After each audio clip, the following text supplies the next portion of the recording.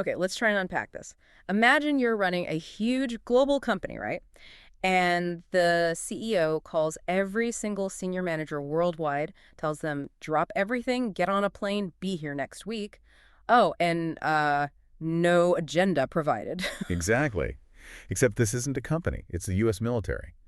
We're talking about Defense Secretary Pete Hegseth ordering hundreds of America's top officers, generals, admirals, flag officers, GOFOs, they call them, maybe up to 800, to suddenly drop everything and get to Quantico, Virginia next week. It just sounds unprecedented. I mean, that's the word we're hearing, right? Unprecedented, highly irregular. It really is. Sources inside the Pentagon are talking about alarm and confusion. We even saw that quote from a retired general, never seen anything like this. Right. And the public reason is, well, basically non-existent. Mm. So that's our mission for this deep dive. Take the facts we have, the leaks, the speculation, and figure out what's really going on with this massive and frankly very expensive gathering. And the scale, when you look at the logistics, it's staggering. It's not just a few key people. It's nearly all active duty generals and admirals, one-star rank and higher. Plus, get this, they're senior enlisted advisors too, flying in from literally everywhere. Everywhere meaning active commands, like Indo-Pacific, Europe. Yep, Indo-Pacific, Middle East, Europe, Africa, you name it. These are commanders leading thousands of troops, managing critical situations day to day. And their schedules, which must be planned weeks, months in advance for global operations, just thrown out. Completely upended, as one source put it. Imagine being the commander in, say, Korea, dealing with deterrence, and suddenly you're told, fly to Virginia for a meeting. The disruption alone is Wow, and the cost. We're talking taxpayer money here. millions, easily millions. Flights for maybe 800 officers, plus their aides, comms people, security teams. It's a huge logistical lift. And think about the security at Quantico. The base commander there has the nightmare job of protecting almost the entire senior leadership of the U.S. military in one spot. Which brings up a really obvious question, doesn't it? Why not just use secure video calls? VTCs. Exactly, that's standard practice. During major wars even, the president, the SecDef, they'd connect with commanders globally via secure VTC. It's effective, it's secure, it's cheap. So choosing not to do that, choosing this incredibly disruptive, expensive, high-risk, in-person thing. It tells you something, right? It strongly suggests the method is part of the message. The disruption, the cost, the sheer spectacle. Maybe that is the point. The theater of it all. Precisely. The expense and risk aren't bugs. They might be features. Okay, so if we accept the logistics are intentionally difficult, what about the reason? The lack of a stated agenda is fueling a lot of anxiety, isn't it? That's the core issue. The invitations were blank on purpose or agenda. The Pentagon spokesman, Sean Parnell, just confirmed Hegseth will be addressing his senior military leaders. Full stop. Very opaque, but leaks happen. What's the unofficial word? What are sources saying the real agenda is? Well, according to officials familiar with the planning, the secretary intends to deliver a pretty forceful message about restoring the warrior ethos to the military. Warrior ethos. Okay, for people listening, that phrase is often, well, it's loaded, isn't it? It's often seen as code. It absolutely can be. It usually signals a pushback towards traditional military discipline, readiness, maybe away from social policies implemented in recent years. It's about focusing on war-fighting skills, physical fitness, grooming standards, that kind of thing. So a cultural reset message delivered in person for maximum impact. That seems to be the idea.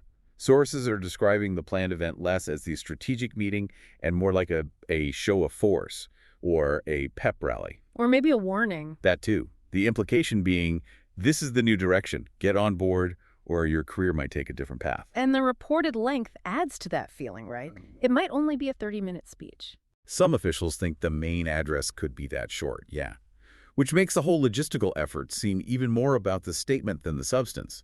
They plan to record it and release it publicly later anyway. So millions of dollars and global disruption for a 30-minute address that could have been recorded anywhere. It's definitely sending a message. And you have to see this against the backdrop of everything else that's happened since Secretary Hegseth took over. This isn't happening in a vacuum. Good point.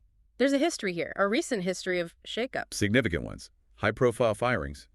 General C.Q. Brown, the former chairman of the Joint Chiefs. Admiral Lisa Franchetti, the Navy's top admiral.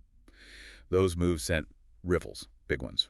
Showed he wasn't afraid to remove very senior people if he felt they weren't aligned or performing to his standard. Exactly. And then came the mandated cuts announced back in May.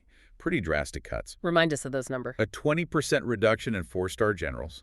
A 10% cut across all general and flag officer ranks, and a 20% cut in top National Guard positions. So you've got recent firings, mandated deep cuts, and now this sudden, mysterious mass summons. You can understand why people Right. might be nervous. Completely understandable. The anxiety is real, and it leads to rampant speculation about what this meeting really means. What are the main rumors circulating? What are people worried might actually happen at Quantico? Well, the most straightforward fear, given the context, is more purges.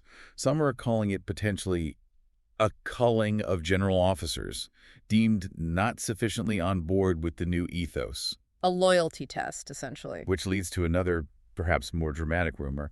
The idea of requiring officers to sign or take some kind of loyalty oath on the spot. To the president, is that really plausible? It sounds extreme, I know. But if the goal is demonstrating absolute civilian control and demanding immediate alignment, well, it's a tool that achieves that instantly. It forces a choice. Okay, what else is being talked about beyond personnel changes? Major restructuring. This could be the moment they announce big organizational shifts, like consolidating major commands. Such as, The example often cited is potentially combining European Command, EUCOM, and Africa Command, AFRICOM. whoa, okay, that would be huge. Strategically, what would that signal? It would signal a massive shift, likely folding counterterrorism in Africa under a broader strategic competition focus, probably centered on Europe and the Med. It fundamentally changes the U.S. military posture in two continents. And this could also be tied to the new national defense strategy. Very possibly. That strategy is widely reported to be shifting focus significantly towards homeland security, border defense, Yeah. maybe de-emphasizing the traditional focus on China and Russia to some extent, announcing that to the entire leadership would fit. A radical reorientation, potentially. And then there's the timing. Right. Right before the potential government shutdown. Can't ignore that. Yeah. September 30th is the deadline. Some think Hegseth might be using this gathering to brace the leadership for serious budget cuts, the fiscal pain, and ensure they're ready to implement them. So, lots of potential bombshells packed into one meeting. Let's circle back to the risks involved in just holding this meeting. We talked logistics, but what about operational risks? That's a huge concern raised by sources. Pulling all these commanders out of active theaters simultaneously creates a potential vacuum. Adversaries notice these things. Allies notice these things. Especially from critical areas like the Pacific. Right. That quote we saw really captures the alarm.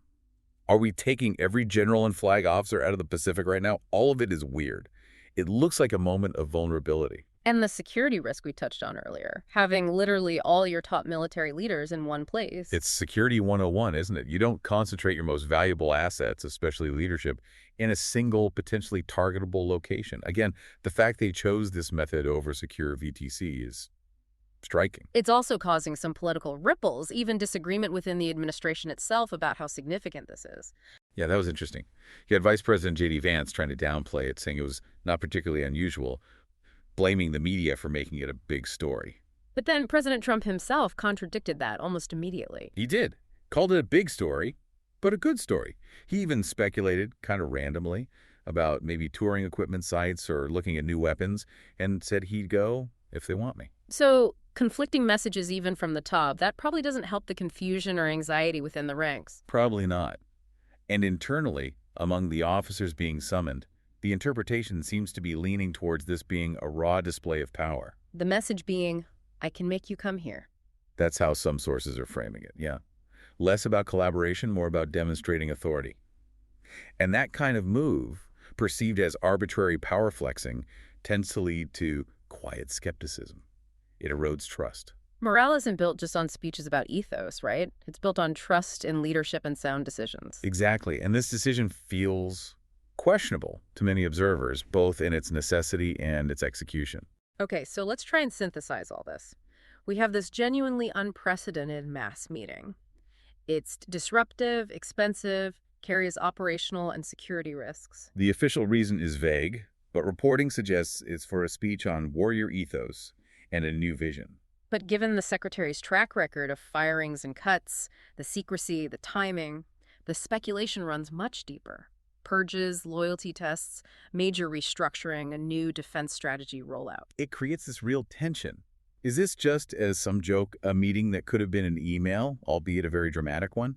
Or is it something far more significant, potentially reshaping the military? The deliberate choice to skip the efficient, secure VTC option in favor of this high-impact, high-risk gathering feels like the key. The way it's being done seems critical. The visibility, the disruption, the demonstration of absolute authority, these seem prioritized over efficiency or even operational stability. Which leads us to the final thought for you, the listener, to consider. This choice, disruption over efficiency, spectacle over security, was clearly deliberate. So, what does that choice tell you about the administration's main priority for the military right now? Is it truly about enhancing global readiness and security? Or is it more fundamentally about demanding and ensuring immediate, unquestioning loyalty?